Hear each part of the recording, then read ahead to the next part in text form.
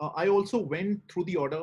Could you just explain to our audiences what evidence is the commission talking about against these two companies?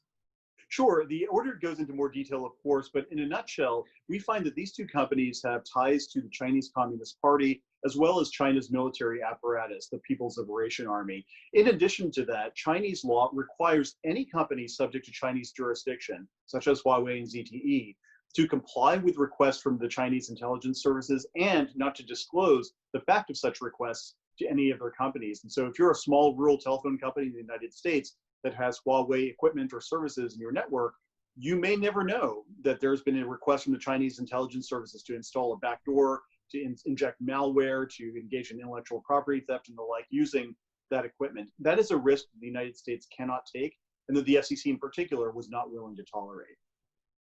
What is the scale of the use of equipment from these two companies in the US as of now? That's a very good question. So under my leadership, we issued what's called an information collection from US telecom companies. We asked them to report to us, what Huawei and ZTE gear do you have in your networks now? We just received that information. So the staff in our Office of Economics and Analytics is going through it as we speak, collecting that. And so I should be able to have more of a judgment on that question in the time to come. But unfortunately, right now, I can't give you a preliminary assessment.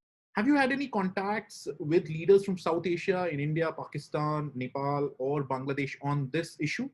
I have. So for example, in February, as part of the US delegation to India, where I had a chance to meet with the chairman of the TRAI, Ram Sharma, also Secretary Prakash. I also spoke briefly with the Prime Minister, Narendra Modi, about some of the importance of working together on 5G strategies, because I think that a rising tide raises all boats, and that's certainly the case when it comes to cooperation on telecommunications policy. Generally speaking, my conversations with the government of India have always been very positive. We, of course, it's often been said, share common values as democracies with a longstanding friendship, but especially when it comes to telecom policy, I think we are very much aligned. And so I look forward to continuing to work across the United States government with the government of India on those shared priorities. How would you react to India banning 59 apps from China? Your thoughts?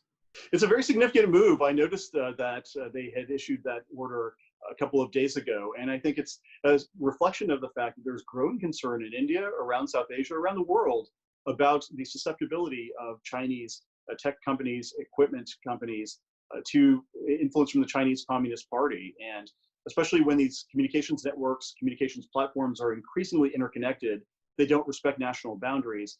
It follows from that to the extent that there is a potential compromise at the behest of the Chinese Communist Party, that's a threat to everybody, to the government of India, to all the people of India as well. So I obviously will be following with great interest how that ban proceeds, and look forward to collaborating on issues like that in the future. What would you tell countries like India on allowing these two companies for 5G trials? Given the fact that 5G will underlie so many critical aspects of our economy and society, this is not an area where we can simply take a risk and hope for the best, especially given the fact that 5G is now in its nascent stages. Now is the time to embrace that risk-based framework so that you don't end up having insecure equipment and services embedded in your networks and then have to take very expensive, very time-consuming steps to remove and replace that equipment. And certainly the Chinese Communist Party has made clear that it wants to exploit every technological avenue at its disposal in order to secure geostrategic advantage. And that's not something I think that is in the interest of any country, certainly not